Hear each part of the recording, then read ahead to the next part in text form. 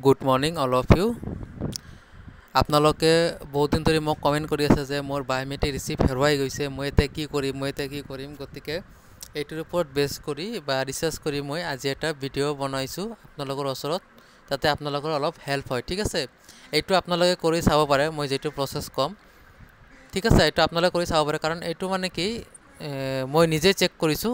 UIDAI ৱেবছাইটত এটা নতুন অপশ্যন আহিছে। মই ইয়াৰ আগৰ ভিডিঅ'টো কৈছোঁ যে আছাম NRC কেছেছ বুলি। ঠিক আছে, UIDAI যিটো অফিচিয়েল ৱেবছাইট হয়, বা এইটো যদি আপোনালোকে চাব বিচাৰে যে সঁচাকৈ অফিচিয়েল নটিফিকেশ্যন আছে নেকি, সঁচাই আহিছে নেকি, তেতিয়াহ'লে মই এই ভিডিঅ'ৰ ডেছক্ৰিপশ্যনৰ তলত লিংকটো দি দিম, আপোনালোকে যাই চাব পাৰে। ঠিক আছে, গতিকে এতিয়া মই পলম নকৰি ভিডিঅ'টো মই আৰম্ভ কৰি দিওঁ। ঠিক আছে, আজি মই কোনটো টপিকৰ ওপৰত মানে ভিডিঅ' বনাই আছোঁ। ঠিক আছে, আজি মেইন টপিক হৈছে কি যে আপোনালোকৰ যদি NRC বায়োমেট্ৰিক ৰিচিপ্ট হেৰুৱাই গৈছে, আপোনালোকৰ লগত নাই বা আপোনালোকে ক'তো লিখি থোৱা নাই enrolment ID, date and time, তেতিয়াহ'লে এতিয়া আপোনালোকে কেনেকৈ চাব যে আপোনালোকৰ আধাৰ এনৰলমেণ্টটো ৰিজেক্ট হৈছে, জেনেৰেট হৈছে নে আণ্ডাৰ প্ৰচেছ আছে। ঠিক আছে, গতিকে মই সেই অপশ্যনটোৰ ওপৰত বেছ কৰি মই ভিডিঅ'টো বনাই আছোঁ, কাৰণ আপোনালোকক মই সেই ৱেবছাইটৰ লিংকটো ডাইৰেক্ট দি দিম যে সঁচাকৈ আছাম NRC কেছেছ বুলি অপশ্যনটো UIDAI ৱেবছাইটত আছেনে নাই, তাতে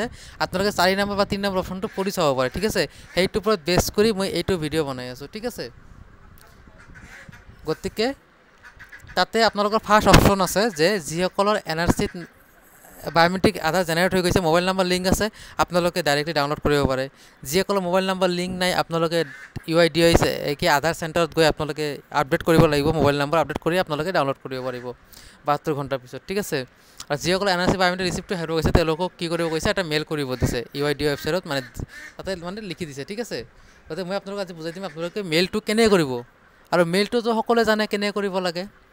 ঠিক আছে, আৰু মই আৰু ছাবজেক্টত কি লিখিব লাগে, আৰু এই আপোনালোকে এইটো চাইছে, এইটো যে মই লিখি দিছোঁ, এইটো মই ভিডিঅ'ৰ ডেছক্ৰিপশ্যনত মই বঢ়িয়াকৈ লিখি দিম, এনেকৈ ছেম আৰু মই লিখি দিম, আৰু ছাবজেক্টত কি লিখিব লাগে সেইটোও মই ডেছক্ৰিপশ্যনত লিখি দিম। ঠিক আছে, আপোনালোকে তাৰে পৰা চাই আপোনালোকে ভালকৈ মেইল কৰিব। ঠিক আছে, মেইলটো সকলোৱে কৰিব জানে, গতিকে এইটোৰ ওপৰত আৰু ভিডিঅ' বনাব নালাগে।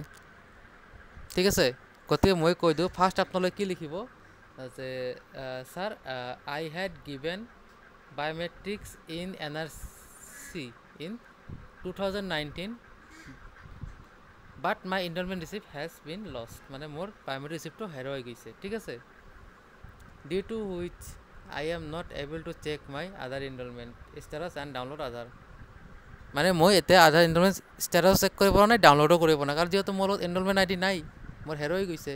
Sir please provide me enrolment number, date and time, মানে মোক প্ৰভাইড কৰিব, মানে ডেট এণ্ড এনৰলমেণ্ট টাইম।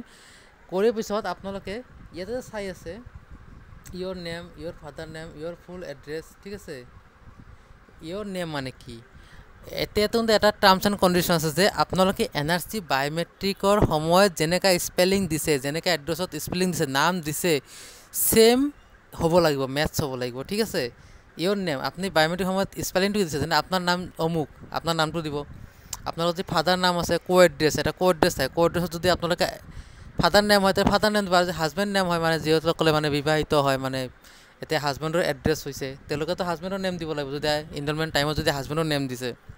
যাক মহিলা মানুহৰ কথা কৈছোঁ, মানে তিৰোতা মানুহৰ কথা কৈছোঁ মই। ঠিক আছে, আৰু ইয়'ৰ ফুল এড্ৰেছ, আপোনালোকৰ ভিলেজ, ডিষ্ট্ৰিক্ট, পিনক'ডটো বহাব। ঠিক আছে, ডিষ্ট্ৰিক্ট, পোষ্ট অফিচ চব বহাই দিব, মানে NRC বায়োমেট্ৰিক সেই ৰিচিপ্ট যে আছে, আপুনি যেতিয়া এনৰলমেণ্ট কৰিছিল, সেই ৰিচিপ্টৰ লগত এই এড্ৰেছখিনি মেচ হ'ব লাগিব। ঠিক আছে, মিলিব লাগিব। ঠিক আছে, তাৰপিছত আপোনালোকে এইখিনি লিখি আপোনালোকে এইটো মেইল আছে, ঠিক আছে, helpdesk.roghy.uidai.net.in আপোনালোকে পঠাই দিব। ঠিক আছে, তাৰপিছত কি ৰিপ্লাই আহে আপোনালোকে মোক জনাব। ঠিক আছে, কিন্তু আপোনালোকৰ বস্তুখিনি মেটচ হ'ব লাগিব। ঠিক আছে, আপোনালোকে যিটো লিখিব, আপোনালোকতো মনত আছে আপোনালোকে এনৰলমেণ্টৰ সময়ত, বায়োমেট্ৰিক সময়ত কেনেকৈ স্পেলিং দিছে, কেনেকৈ এড্ৰেছ দিছে, স্পেলিংবিলাক যাতে সঠিক হয়। ঠিক আছে, স্পেলিং যাতে ভুল নহয়। ঠিক আছে, আৰু এইটোৰ ভিডিঅ' ডেছক্ৰিপশ্যনৰ তলত আপোনালোকেতো এইখিনি লিখাৰ পাছত ওপৰত ছাবজেক্ট এটা দিব লাগিব।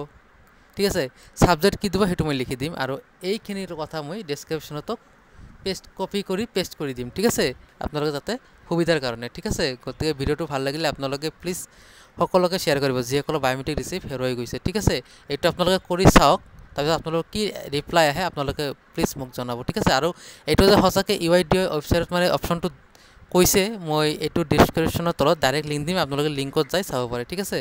ধন্যবাদ।